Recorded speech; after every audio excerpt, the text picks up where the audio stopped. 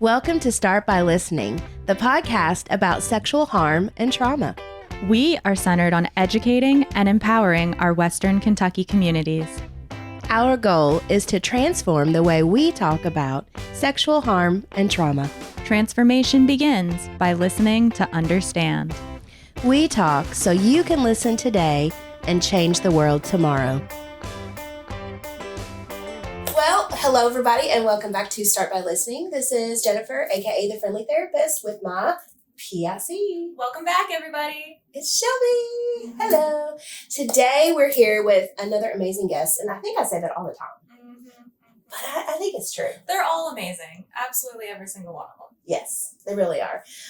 Some of them we have known. Some of them we've met just, a week before? Yeah. They show up. So. A few days, we just cold call and say, hey, you want to be on a podcast? And so many people have been gracious enough to join us. We're pretty excited about that.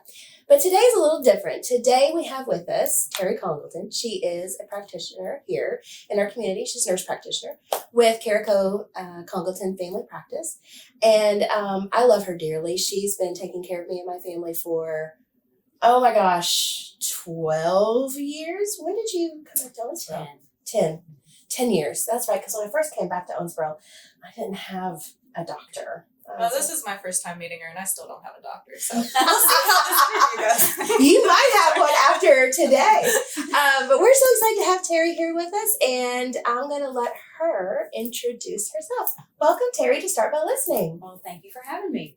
My name's Terri Congleton. I'm a mother of 5 boys. I have an awesome husband, John.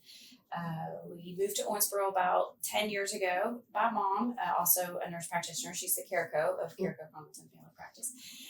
She was, I believe, one of the first nurse practitioners to have independent practice in the state of Kentucky, and particularly in our area. She opened her practice 11 years ago, at the same time that a lot of quality measures and EMR, all those things, and things that we're not trained for in school, but have to learn on the fly. So she opened her practice kind of at a transitional time in healthcare, and it grew. She had been practicing in Owensboro for quite a while, and had already had kind of a ready-made practice. So doing that plus the launch a practice thing kind of grew faster than she could grow. Yeah. So she hinted around for a bit, asked if I would join. At the time, when I graduated from high school, I moved away. I met a husband and lived in the southern Indiana, New Albany, Louisville area. Loved the area, loved my job. I had a really good gig going. At the time, just had 3 children. And God started calling me, and kind of like Jonah and the whale, I dragged my feet and resisted the call until my husband also is receiving the call and felt like we needed to move to Owensboro. So we moved to Owensboro, and God has provided. We have a practice that started out at, I believe, 800 square feet. It was tiny. It was teeny tiny little closet. It had 2.5 exam rooms. One exam room only could fit a chair in there, and the provider had to stand.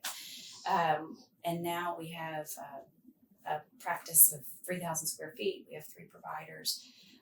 We have a total of 8 staff members. We've grown, and God has been good to us. And we just are the hands and feet of Christ. And enjoying the community of Owensboro, just trying to help and make us healthy. I mean, I love you all. I love everybody in your practice. Everybody is kind, compassionate.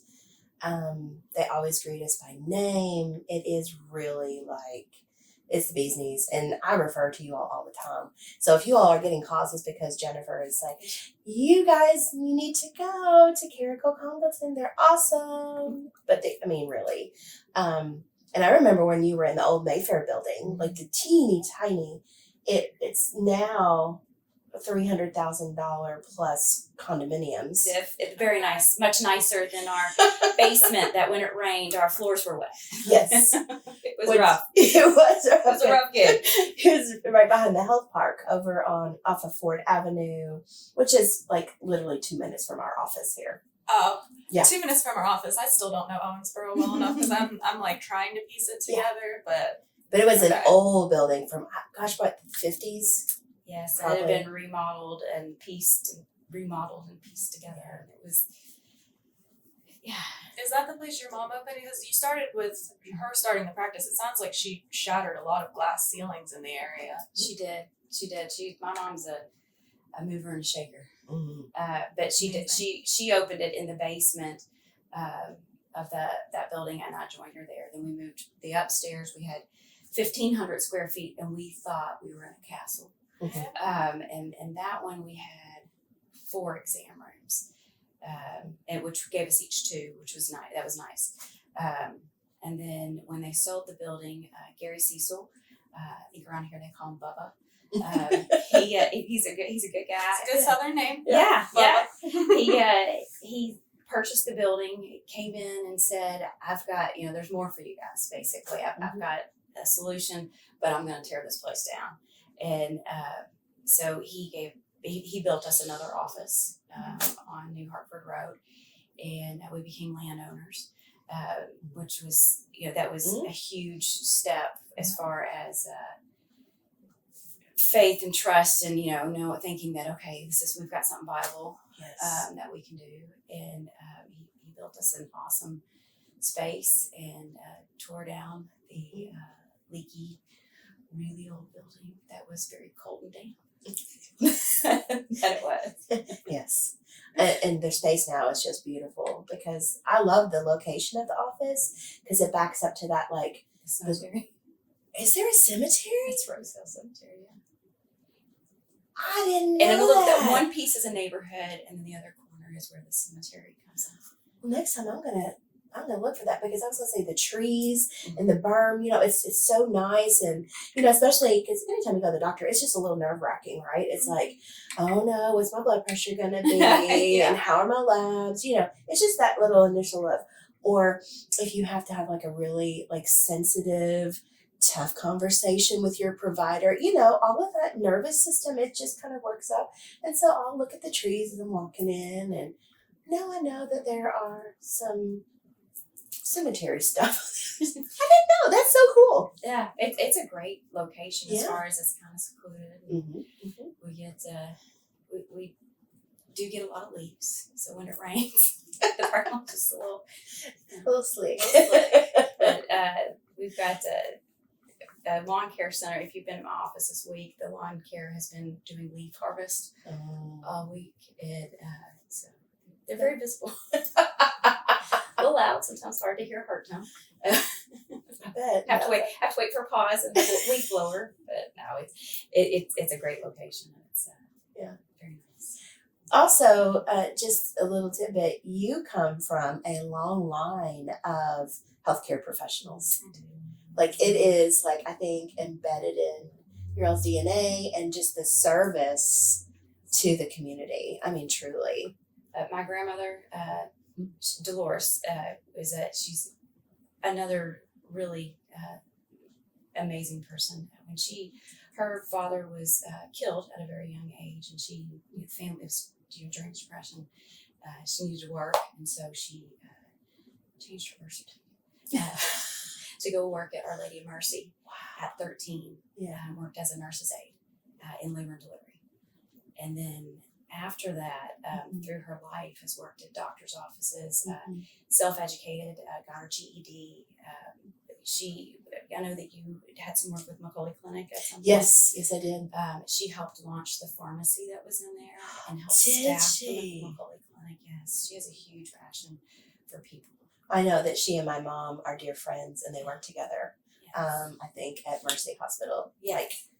Like many years ago. moons. But yeah, so I think that service of the heart of service is. I think she's kind of matriarch of that. And then my mom became a nurse when she was. This was when we were RNs, ASN and then BSN. She got her ASN, I think, when she was 20. And then my dad originally was in business and went back to school when he was 40. And had a long career. He actually just retired as a nurse. My older brother's a physician, younger brother is a special education teacher. Yeah. So we come from a long line of we like to get our hands dirty.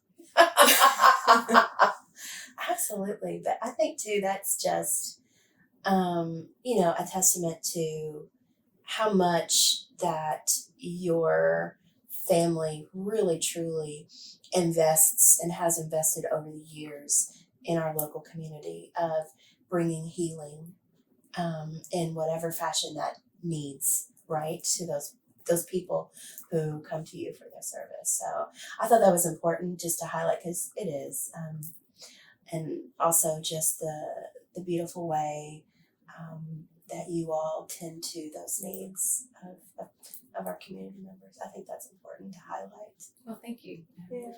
We've been called, and Owensboro's a great place to live. It's a great place to be, and it's there's not many places like this left. No, and I hope we never get an interstate through our city because it's a protective factor. I mean, it really is. Yeah, you have to want to come. Yeah, to get it. Not just for the barbecue. Well, sorry, go ahead. You go. no, we're gonna fight over this. Okay, I'm gonna win. You go. You are. That is a beautiful history of just the care in your family, caretakers, just through and through. I have to say this just because you said she changed her birth certificate during the Depression to work at the age of 13. My grandfather-in-law also changed his birth certificate during the Depression to join the military. So it's just fascinating how easy it was to just up and change your birth certificate back in the day. And when everything was in pencil, I guess. Yeah, exactly. And who knew it would be that common? Fascinating story. But I wanted to take this opportunity to talk about myself, not really, but segue into, with such a long history of like caretakers in your family, and podcast is about trauma. And I know briefly you mentioned talking about secondary trauma and how that affects us as individuals in caretaking roles. I'm sure you've seen it since you were young with your family being in these roles. Could you talk about that and what you're seeing with trauma in the community amongst caretakers? It's funny, as you were saying that, words trigger memories. Mm-hmm. Remember, like, just took me to our dinner table when I was a kid, and my mom worked in the ICU, and my dad worked in the CCU, and so they took care of very sick people. Mm-hmm. And mom would, we held dinner for after football practice, because both my brothers were very good football players at Owensboro Catholic. And we held dinner for mom and dad to get home. So we would be sitting down for family dinner, and mom would kind of decompress from her day, or dad would decompress from her day.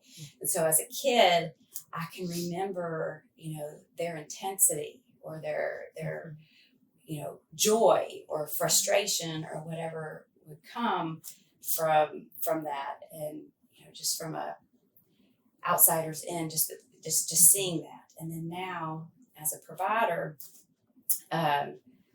seeing our service workers in the last 3 years, I think have been called to stretch themselves in ways that probably we never could have written. There are things in the last 3 years that I could have never, ever have predicted, or as far as links that you would have to go to try to get a patient help, or some of the creativity that we would have to do in order to see a patient. Some of that, has been actually very beneficial. Like, you get fancy things like that, your Zoom microphone. Yeah. Or, our technology, telehealth, all of that has come a long way. But then I think it definitely has left a lot of us tired. Mm-hmm. I know in the last 3 years, I have friends, colleagues that are just phenomenal providers. And, you just call and check with each other, or text each other, and just saying, I don't think I can go to work today, or I don't know if care fatigue is the term that they're using in nursing magazines right now, where they're just almost like the idea that you got nothing left for a little bit. And seeing that, I wouldn't necessarily call it burnout. I definitely know there's definitely burnout going, and I've had moments where, you always try to be very careful with the words you choose, but sometimes things come out and you're like, oh my gosh, I would not have said that 3 years ago. Guilty too. Yes. And then you beat yourself up about it. And so, I think that there's definitely some burnout going, but Jennifer talked about it a little bit ago about maybe fatigue, where we just need to take extra time to recharge our batteries. And I think that that's become a big theme amongst my colleagues, and something that I'm talking to my patients about. I see a number of teachers, nurses, therapists. I'm probably leaving a million. There's a lot of service workers out there that have really given a lot in the last few years. But just encouraging them to have some boundaries with work. I had at one point during the pandemic, school still went on. We still needed new graduate providers. And I had a student that could not hardly get through her education because of the amount of hours that was required for her at her employer. Because, people's work volume went up when we're talking about healthcare. Yes. And available bodies went down as far as, my kid has COVID, I can't come to work, and we're in quarantine. So her education took longer than it needed to or would have 3 years ago. And that hit for her as a pocketbook issue. She keeps paying tuition, she's in student loans, all those things. So, I think it spills out in a lot of different ways. I have always strong. I love what I do. I have a passion for it. I love what I do. But I had some days where I just thought, how can I take another tragedy? We had a month in 2021, it was September of 2021, where I was losing classmates. And I had patients that were on the ventilator, and you just didn't think they were going to come off. And carrying that, the weight of that, it was hard. And I cannot imagine what I have some ICU nurses. My love for them is immense. They just had some big days, hard days. Really hard days. And I think, before I became a nurse, I didn't have an understanding of the way medicine worked. Yeah. Right? I just knew from television, right? Movies, that's it. Which is not reality. And so my husband, he's a computer programmer. So this gives you just a little bit of just understanding. He has no understanding of hospitals, the medical world, anything. And when things were very bleak and we were losing many, many people, I tried to explain to him that when I worked as the nurse case manager in the ICU here, we would maybe have a death per day, maybe every few days. And this is not talking about hospice patients, okay? And I said, so when you go from that, which is the norm, to where you're having multiple deaths every day, that is not normal. And I said, the toll that takes on the nurses, on the housekeeping, on the janitor, on the front desk people, because that's energy. It's felt all through the hospital. And knowing that you have all of this knowledge in your head, knowing that you went to school to save people's lives, right? And knowing that everything you're doing, which is everything that you're supposed to do, and it's not going to work. Right. Best efforts. It's not enough. Then that gets internalized. And again, I'm explaining to a computer programmer. Then all of that gets internalized to a negative thought of, oh my God, I'm not good enough. you know? And I said, so what you're seeing on the television when they're saying multiple bodies, it is true, and it is affecting the soul of the people who work every day in that. And then those people go home. Yes. And they have spouses or parents or children. And those children feel it at one point. Yes. My children could quote the care of COVID because, I got to take care of them, but I take call too. Mm-hmm. And so if somebody calls and says, I've tested positive, what do I do? And at one point I hear my now 12-year-old, I think he was 10 or 11 at the time, in the background, just going ahead quick, rapid fire, rattling off, okay, well, I want you to go ahead and make sure you're walking. You got to deep breathe. You got.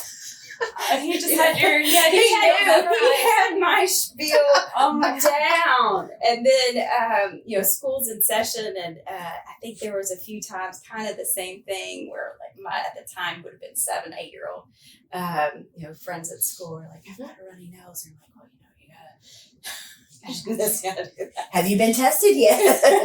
Can you smell? So you're raising the next generation of caretakers. I guess I am. My 12-year-old says he's going to buy out my practice. Well, I hope you got a lot of dollars. I'm just kidding. But that trauma it affects the soul. I mean, there were days where you just felt so heavy. Everything felt so heavy, and then you go home. And your home is your safe place, or should be your safe place, and that affects the safe place, and it leaves a mark. Absolutely, trauma changes us. Yeah, it does. It does. But I do feel like it has offered a lot of opportunities. This offered a lot of opportunities for growth, reinventing how we do things.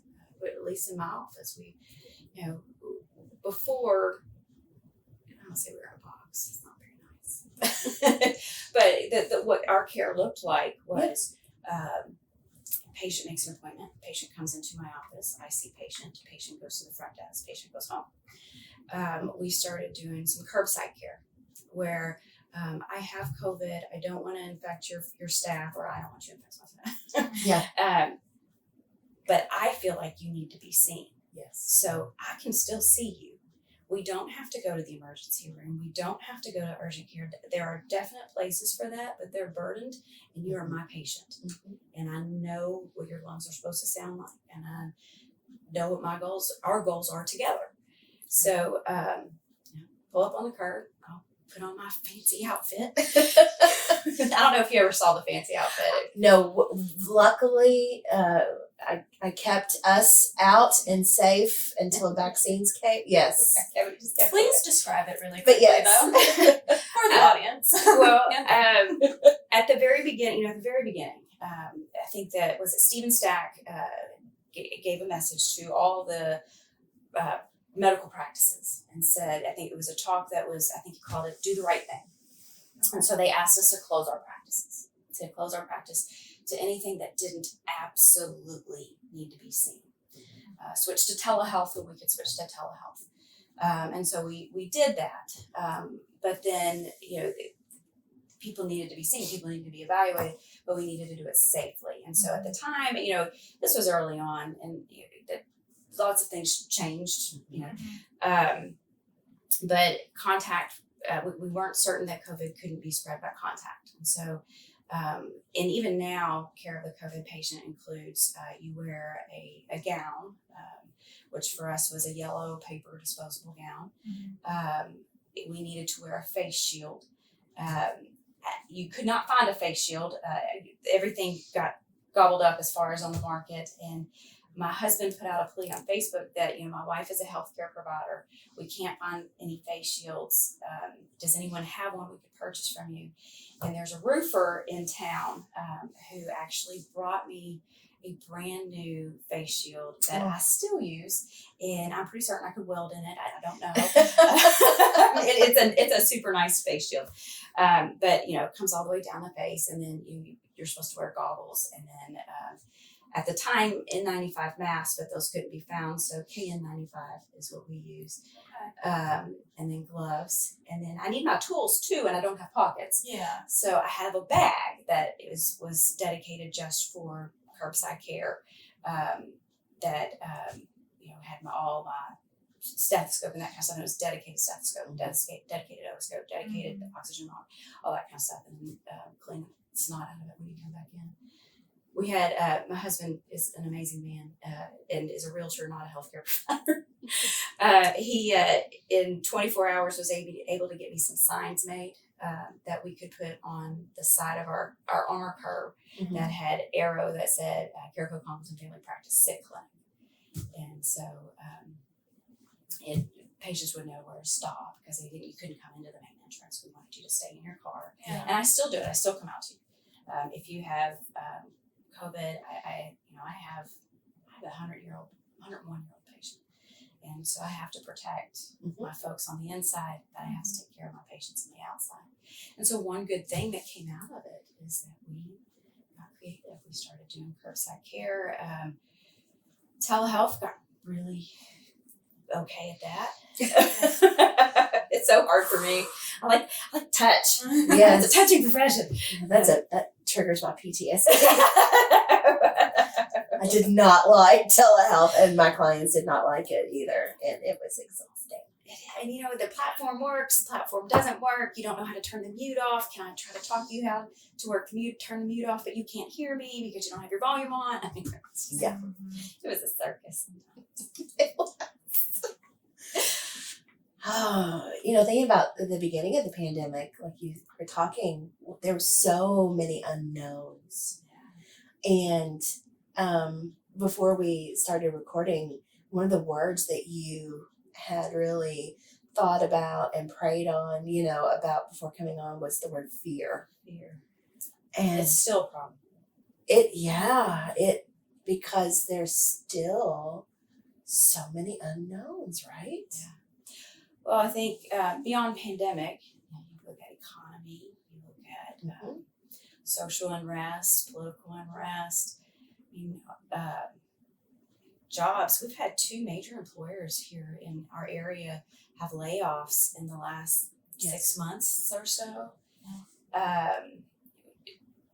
can remember we adopted a little boy, and when you adopt, you do a cocoon, is what it's called, and it's 6 weeks where you don't have people into your home. You don't go out a lot. You do the minimal things that you need to do outside the home, but you stay in the home and with the child, and you just bond. It's just like hardcore, intense bonding. Interesting.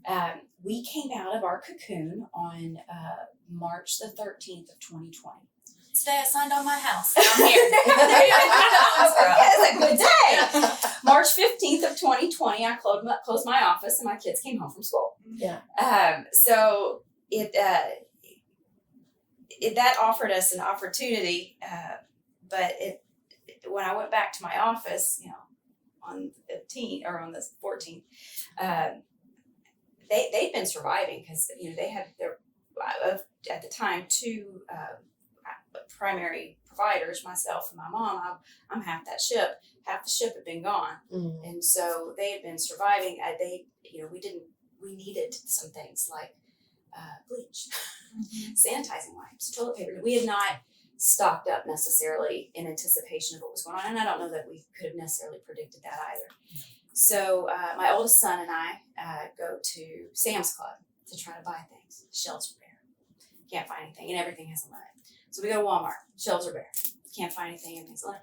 And at the time, I see that he would have been probably 12 at the time. He was like, "Mom, what's happening? It's scary. What's going on?" And with some fear. And I remember just kind of in the back of my head, like, this is eerie. This feels like something on like a Netflix original or something. Yeah. Yeah. Fortunately, we went to Target and they had everything we needed because they always do. But we got what we needed, and so I don't know. Maybe that was that next winter. Snow was coming, and we went and did the bread, milk, egg thing. And he was with me again, and it was the typical what happens when you go to the store before snow. And I could see the fear come back again. And I said, Mom, is it coming again?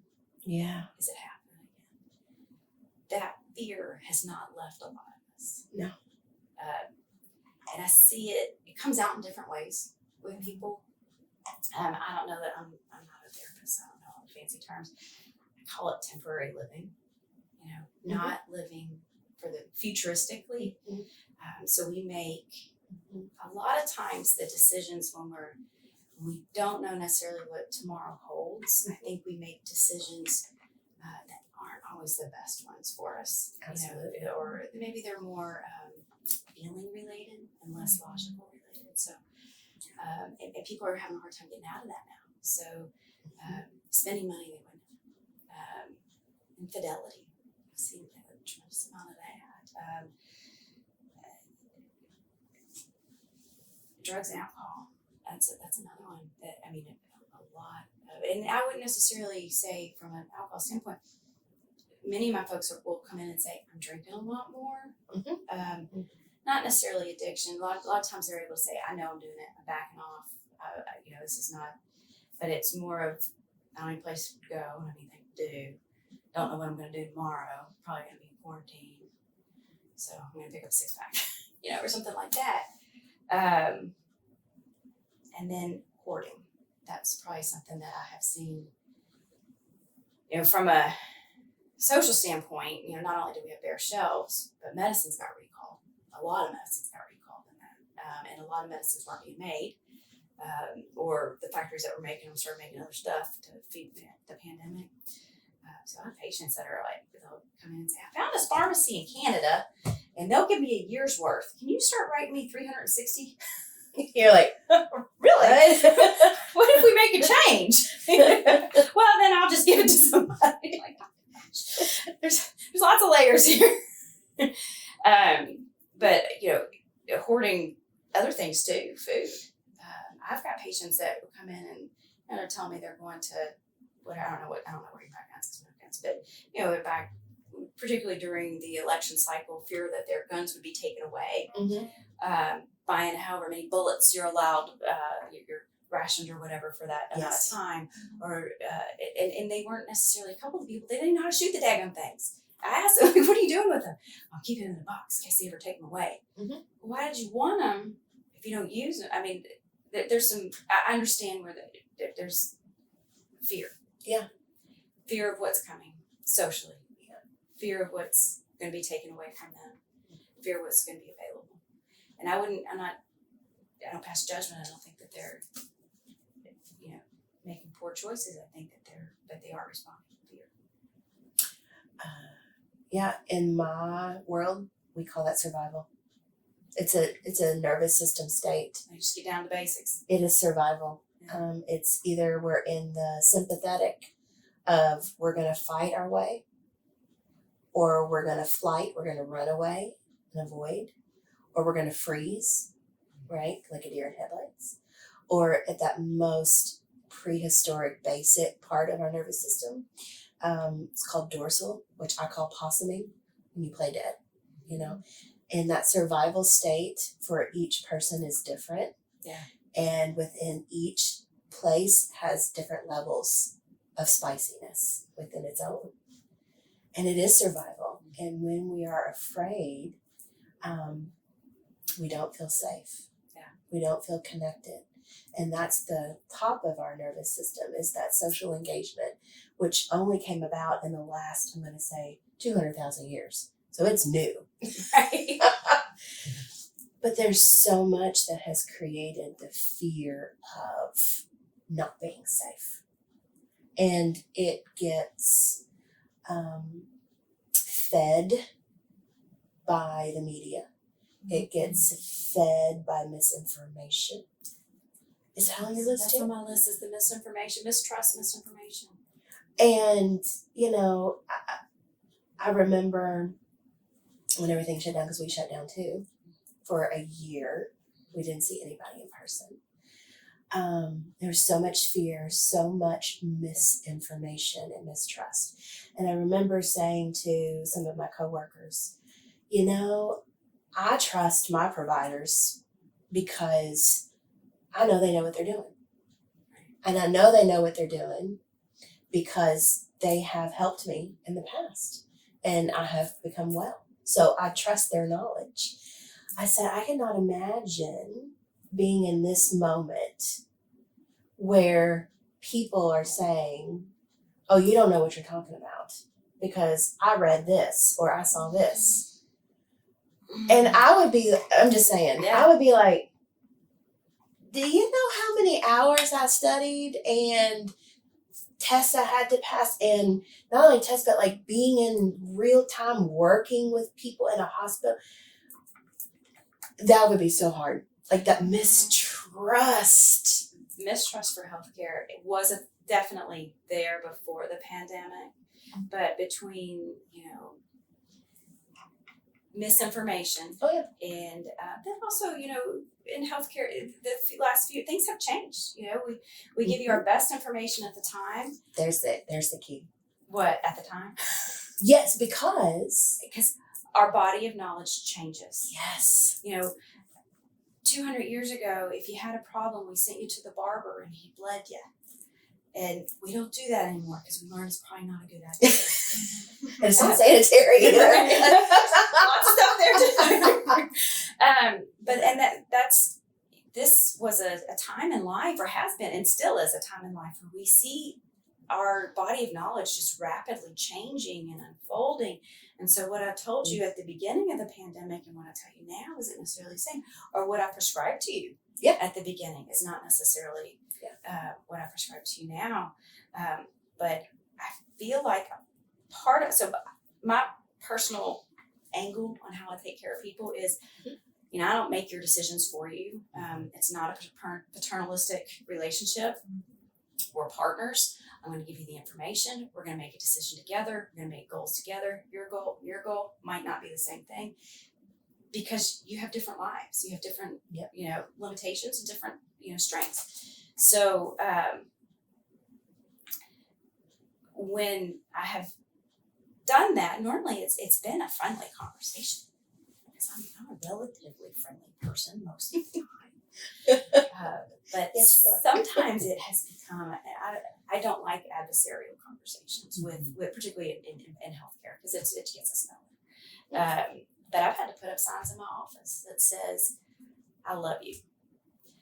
I want the best for you, but I will not argue with you. I will present the information and we'll make a decision together.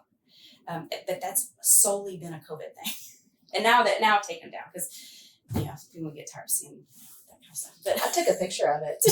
I did. It's on my phone. I was like, I love this. Well, it's these conversations are all we need. Some people can't have conversations; they just want to argue. We all have our strengths and weaknesses, but it has become sales. I feel like a lot of my job has become sales, and I'm not necessarily skilled in that. That got to be exhausting too. It can, yes, it definitely can be. Like, okay. And I think the stem of it, like you were talking about, is fear. And what I know about our nervous system, it likes context. It likes routines, right? Mm-hmm. Routines bring about feeling of safety. Right. And because things change so much and it was so quick, it's like, where's the opportunity to stop, gather myself, gather my bearings? Oh God, here we go again. It's like being on the tilt-a-whirl. Yeah. At Holiday World, the thing that you stand on and it spins you and it tilts you. And you're like, okay, it's slowing down. Okay, I can get off. Oh God, here we go again. Right. I think that's kind of how we have been. And that does nothing but perpetuate fear. Yeah. Oh, definitely feeds it. Mm-hmm. So what I have found, a large part of my job, definitely trying to dispel myths or misinformation or correct old information, that kind of stuff. But yesterday I was talking to Andrea, who's a nurse practitioner in my office, and just kind of about what we're going to talk about and just any ideas. And she said, I find myself a lot of times giving permission.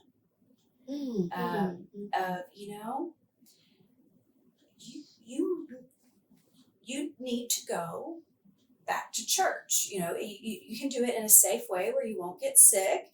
You can sit in a choir loft. You could go on a day, if you're Catholic, you have daily mass. Go on a daily mass instead of a Sunday mass, so that you're not in the thick of it. If you're fearful that you'll see people that you know, go to somebody else's church just so that you can get back in. Or, I still have grandparents who haven't seen grandchildren. You know, sometimes for the first time. Wow. And the grandchild might now be 2.5 years old. But giving them permission of, it's probably time you need to re-enter. We need to re-engage. It's sad to me. My grandmother, during the pandemic, she has a health problem that makes it very, very easy for her to catch illnesses, and so she has to be careful what she does. We put her on lockdown. She has 6 children. She has over 25 grandchildren. I don't know. She's got a bunch of people who care about her. So we put her on lockdown, and we would talk. She had just a glass door in front of her. We'd talk through the glass door. We all would either ride our bikes or stop in. We'd leave food on the doorstep, whatever. So I went over one day, and she opened up the door, and she said, "I made lunch. You're coming in." And I was like, "Mama, you know what I do for a living? You know, I test people for COVID, and I take care of people." And she said, "Well, your attempt at keeping me alive is killing me. Yep. I need you to come in and have lunch." Yep. And now there are still people who are living in that lockdown. And we did that. My family, I did it. I was part of it. Out of fear for my grandmother. But there are still people living in that fear. And I think, the fear of illness is still there. I mean, we're not going to get away from that. But we got to learn how to live with it and learn how to live again. Yes. I know we may be living a little different, but we need to learn to live again. Yeah. And I think some people are definitely there. Some people never left that. But it's fine. They made through.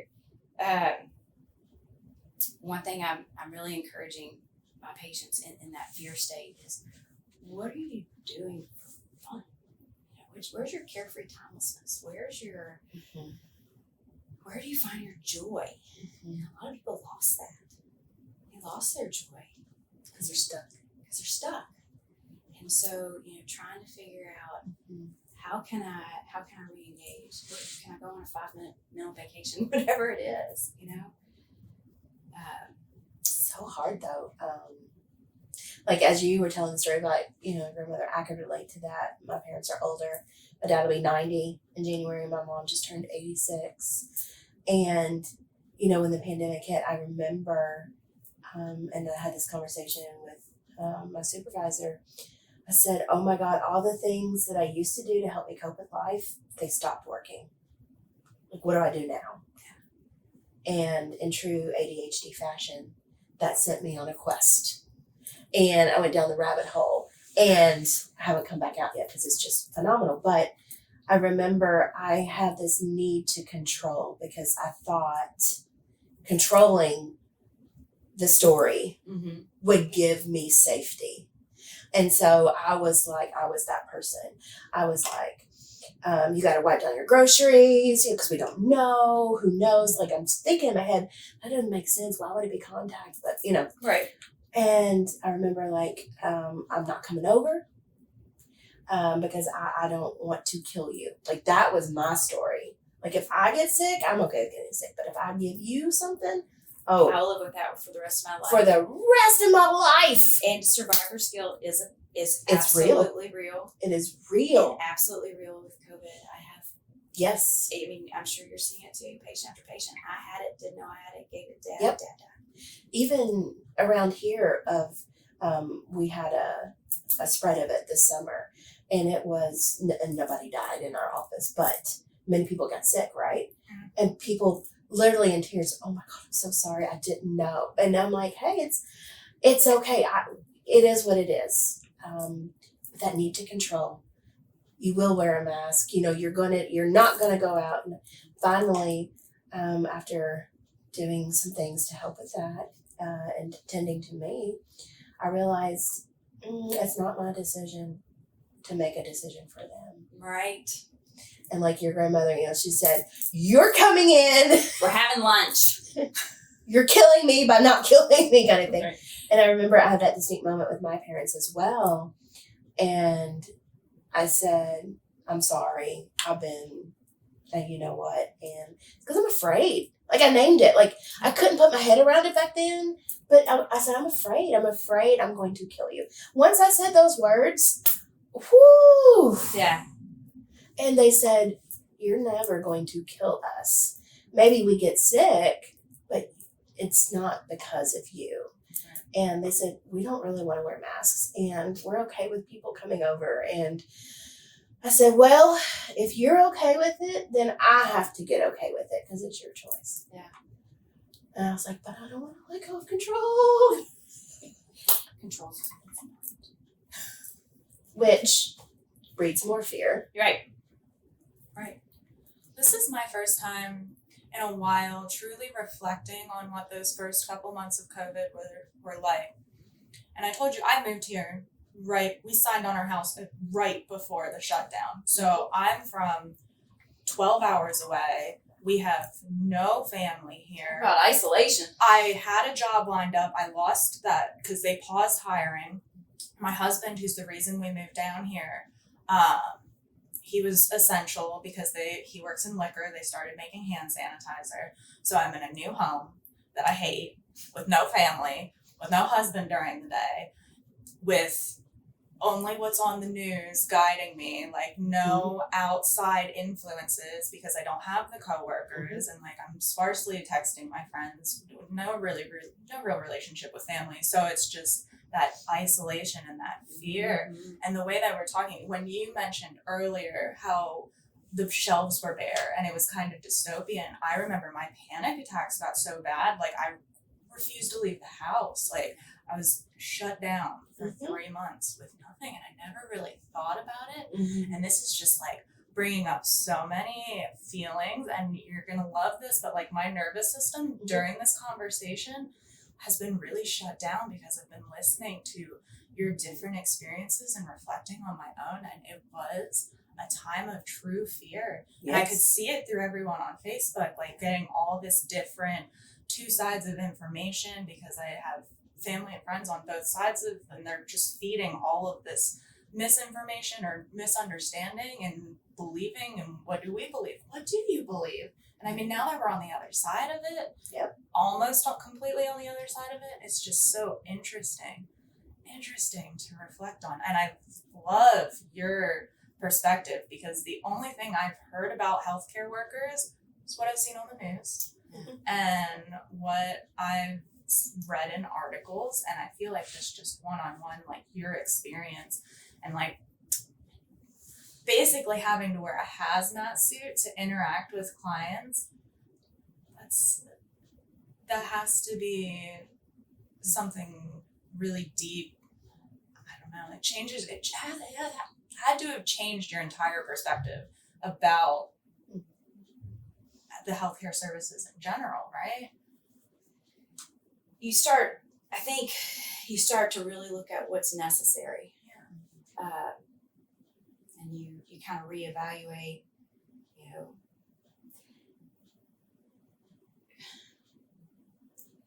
I really love my patients. I mean, I have filial love, like I love my patients, and I don't want to see harm come to them. And I can be a bit territorial when it comes to that.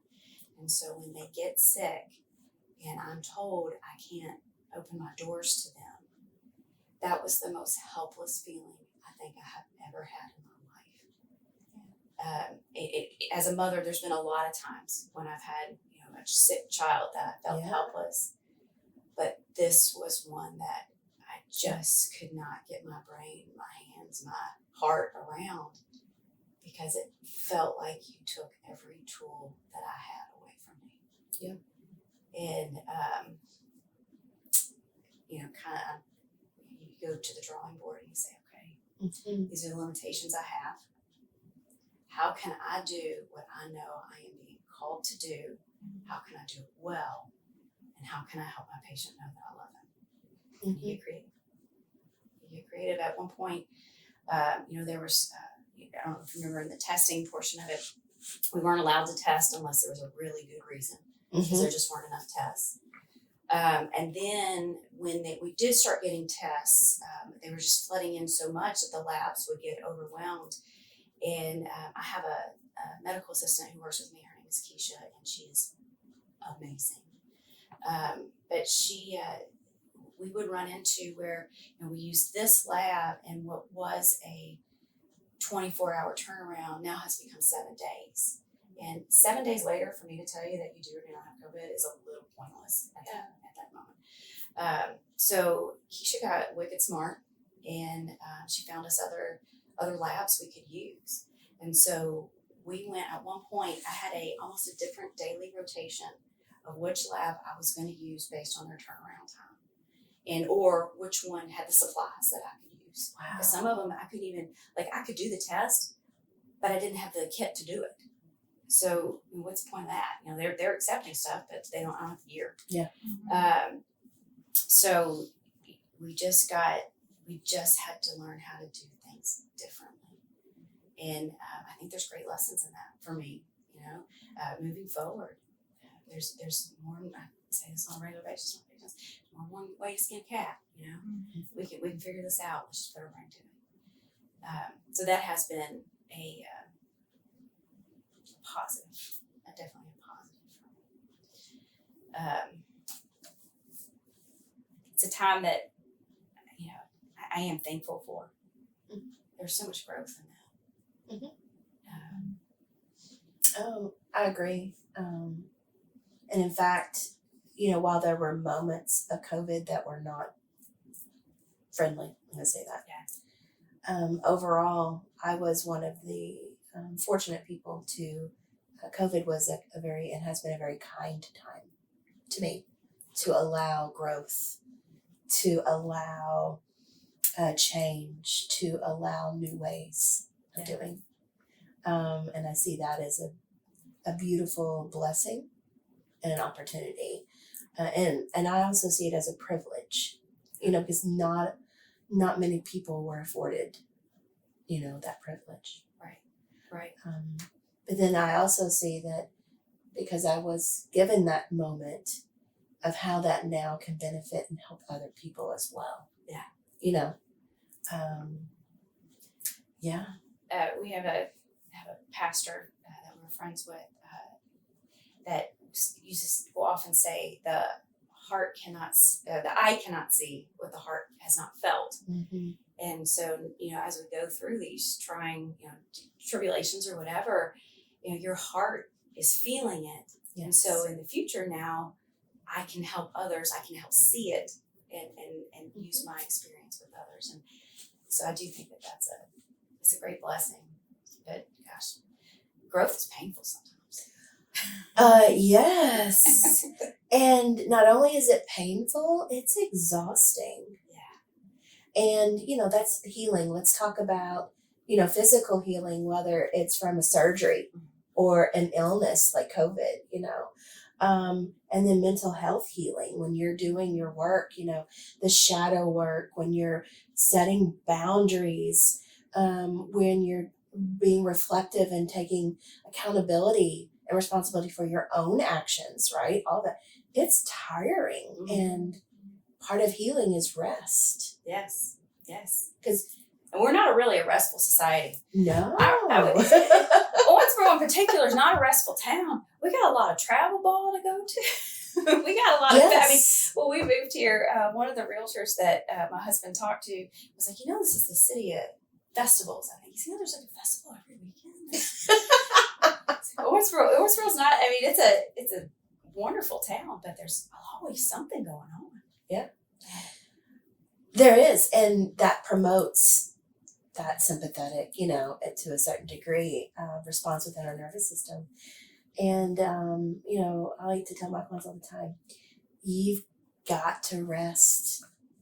You got to rest. Yeah. I can't tell you what that's going to look like for you.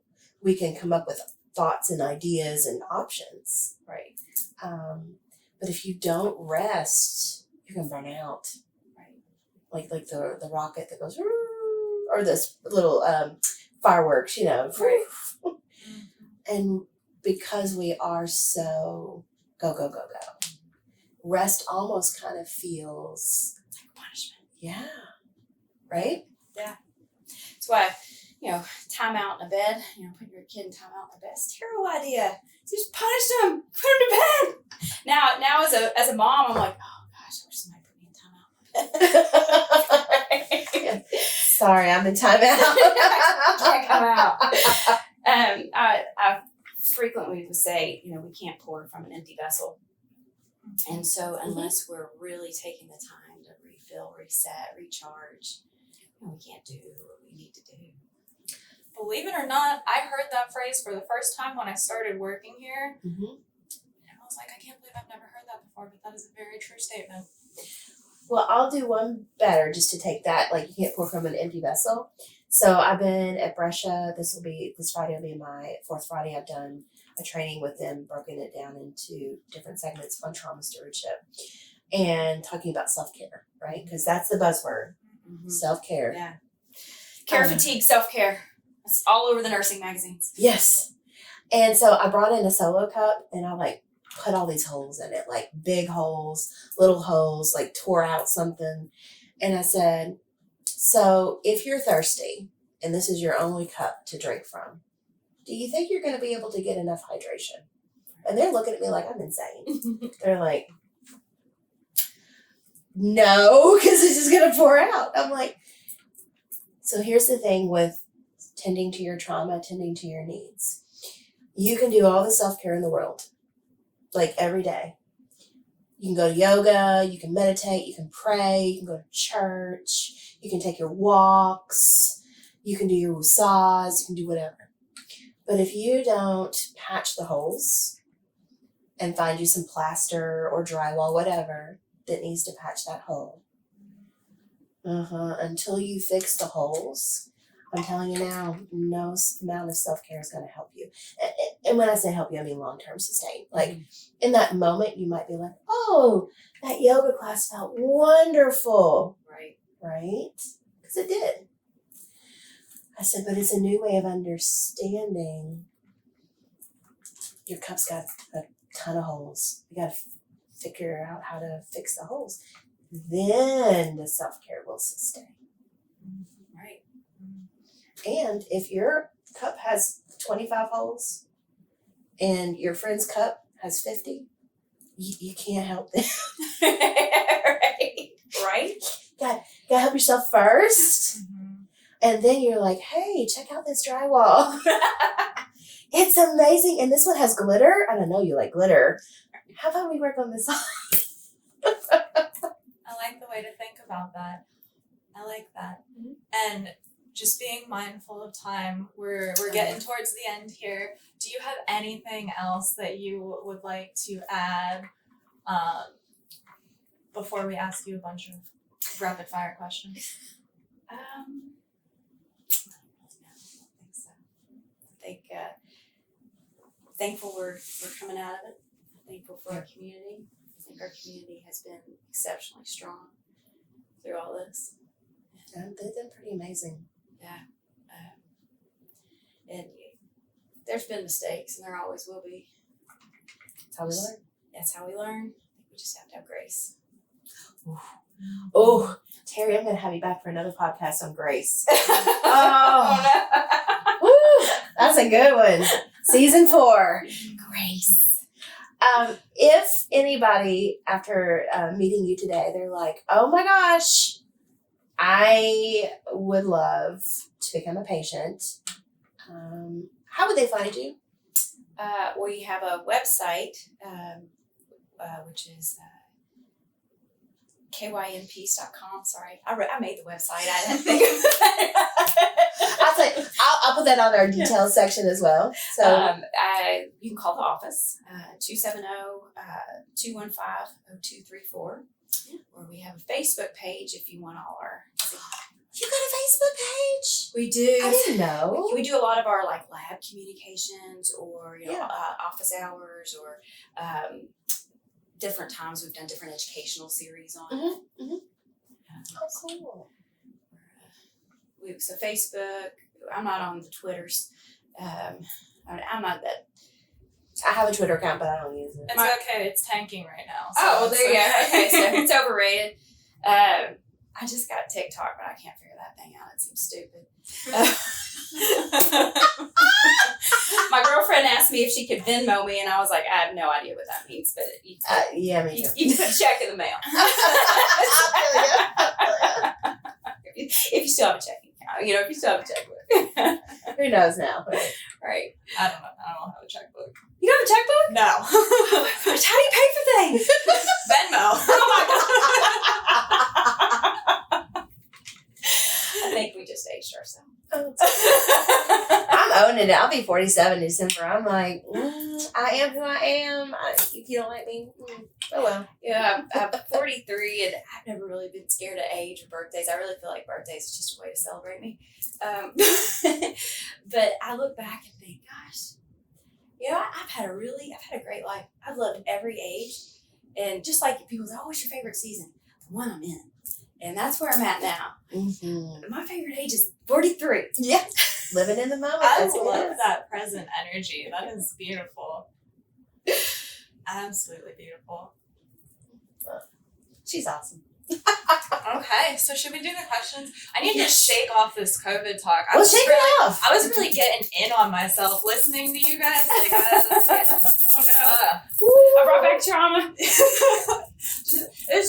just a little bit. It's just a little bit getting in my own head. But now I'm getting out of my head because I want to get into your head. I want to shake this trauma I've been off. thinking about cereal all morning. I told you I studied for this.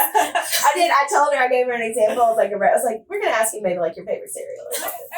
Well, would you like to ask the first question? Sure. Would it like to be cereal? All right. Go. No. So, what is your favorite cereal? What do you like to eat? So I really just like hot food. There's nothing wrong with that. So cream of wheat with a little bit of butter, cinnamon, and splitta. Never had cream of wheat. I do eat oatmeal. So I'm gonna have to try some. I put it next to cheesy grits. I love me some grits with cheese. You gotta be and hot careful sauce. about grits in this area. Nobody knows how to Nobody make knows them. how to make them. Oh hell no. I spent my younger years in South Carolina, and they know how to make the cheesy grits.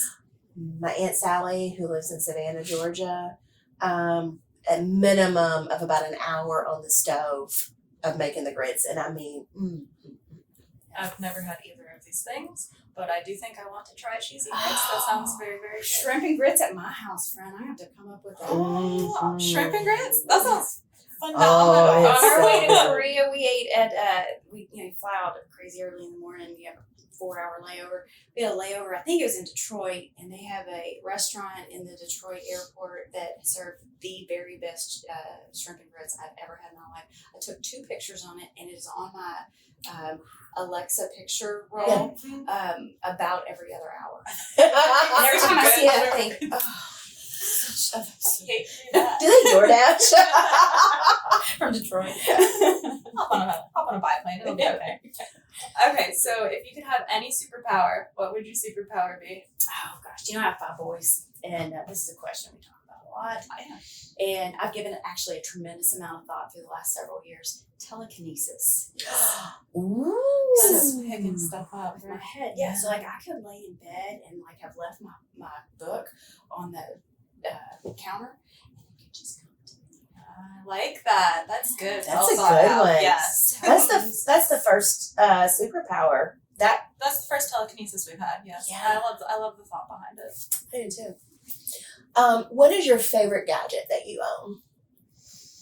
So we just discovered I'm not real handy as far as like computers and apps and stuff. So my milk frother for my coffee in the morning. I actually have 4. Mainly because I have found 3 of them on sale because I'm hoarding in my fear. Milk frothers are going out, people. Go find one. Well, it's hard to find a good one. Yes. And I found a brand that I liked. And then so this year I thought, instead of like buying somebody a pair of shoes or socks or tie or whatever for Christmas, I'm just going to find things that I like and buy them and then give them to people and be like, this is the gift of something I like. And so that's genius. that's why I have 4. I have not used all 4. I have 3 in a box. Yeah. And actually I have 5. I have 1 from Target. I didn't like. But then I have another one that I got, and then 3 in a box. I'm going to steal that idea. Milk frother, I'll give you the brand. Well, because I have one and it's a rinky dinky, but I mean, I love that. Okay, if you could be any animal in the world, what animal would you be? So I gave that one some thought because like I said, I studied before I came. I think the last episode that I listened to was Dr. Tidwell. He talked about an eagle. And I have this dream. It's kind of a recurrent dream. I don't have it a lot. But like I'm soaring through the sky, like just flying. And it's like freedom and it feels good. And it's just this amazing feeling. So I think I would be an eagle. I think he said eagle too. So I'm still on this. So That's right. It's a good one. But I think that's supposed to mean you have really good sleep or something. I don't know. I don't do dreams, but if Becky was here, she would tell you. I can only fly in my dreams when I'm lucid dreaming, and that's like always a goal. So definitely a good dream when you're soaring through the sky. It's a good dream.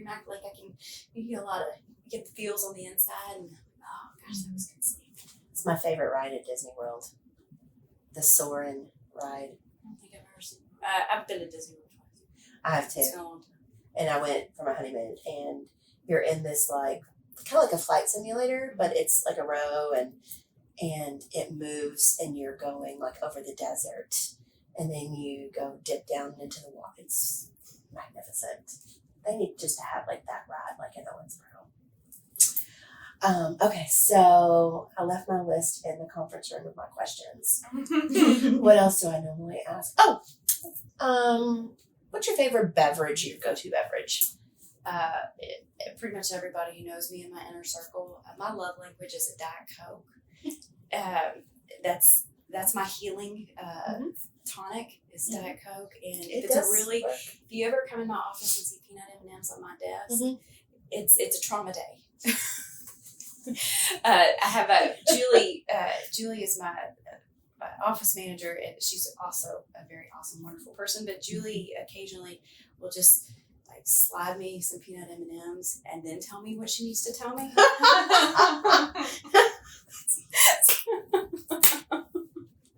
Love that. I know what I'm getting into. If I come out of my office and there's peanut M&Ms on my desk, I'm like, oh, all right. Okay. Get ready to hear something I don't want to hear. All right. This is going to be my last one. Who is your favorite band or musician? I don't know. I'm kind of like a kaleidoscope. I like whatever's on the radio. Because that's still a thing, is the radio. It is. Yes. I only listen to Spotify. I want to know. And that's, yeah. You get pigeonholed on some of that because, it's kind of like, it's like that TikTok where you just pause on something too long and then it just wants to show you that all the time. Probably, I like Matt Maher, who's he's a Catholic Christian singer, and I like the Cranberries. Oh, yeah. My 12-year-old went to a birthday party last weekend and karaoke Zombie. She was like, yes, I praised you. I'm very sad that I will never get to see them in concert, because she passed away at, was she in her 30s? Very young when she died. My favorite song of theirs is Linger. Yeah. I love that song. Yeah. It was nice about that song is you don't have to sing on key. Mm-hmm. You don't have to be able to, you can't carry a tune. I can't carry a tune. So like singing is something I do in the car or, if other people have headphones on. Yeah. But Linger's one that I can just put on. Yeah, I love it. Okay, I'm going to ask one last question. This popped in my head.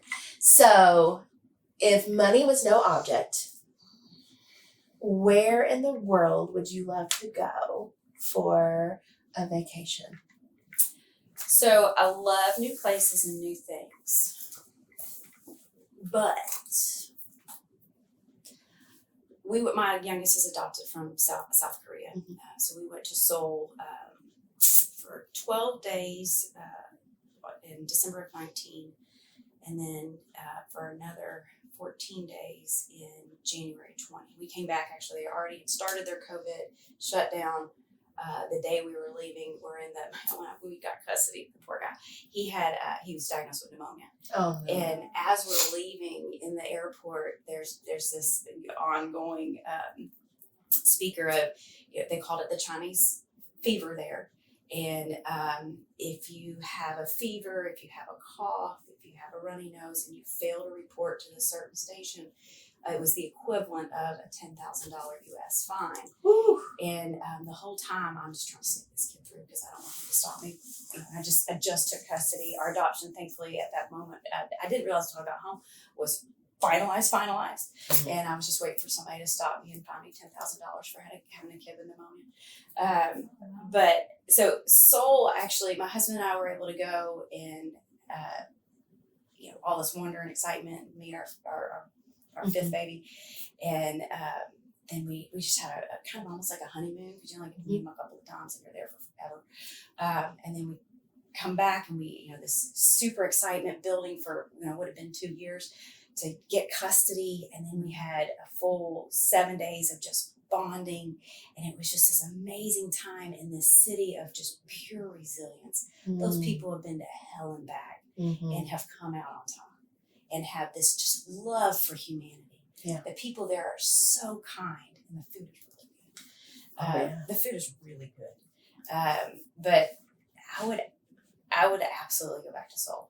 And I would probably extend that, and I would like to explore, because Seoul's giant. I'd like to explore the country. I'd like to spend time there and just really get in the culture. Oh, that's beautiful. It's an awesome place. People always say, "Oh, go to Italy," which I would like to go to, but ever have the opportunity to go to South Korea, it's an amazing country. I'll have to put that on my list. It's a good bucket list place. Yeah. They have some cool stuff. Cool. Very technologically super. Oh yeah. Pretty cool. Well, Terri, thank you so much. Well, thank you for having me. Yes, I enjoyed it. It was fun. Well, we enjoyed you. It was beautiful conversation, very authentic. Definitely took us on a ride with our nervous systems, right? And that's how we build resilience. It is through taking a ride with our nervous system.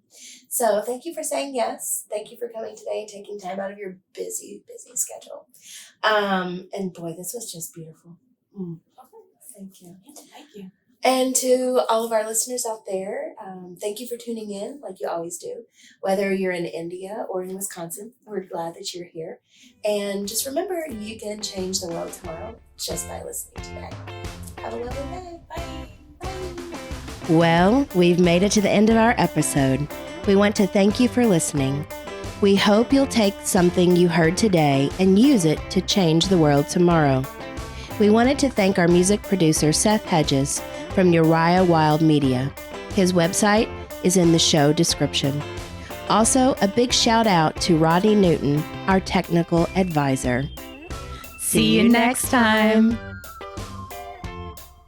This project was supported by grant number VOCA 2020 Green River 26, awarded through the Kentucky Justice and Public Safety Cabinet by the U.S. Department of Justice. The opinions, findings, conclusions, and recommendations expressed in this program are those of the authors and do not necessarily reflect the views of the Kentucky Justice and Public Safety Cabinet or the U.S. Department of Justice. Thank you.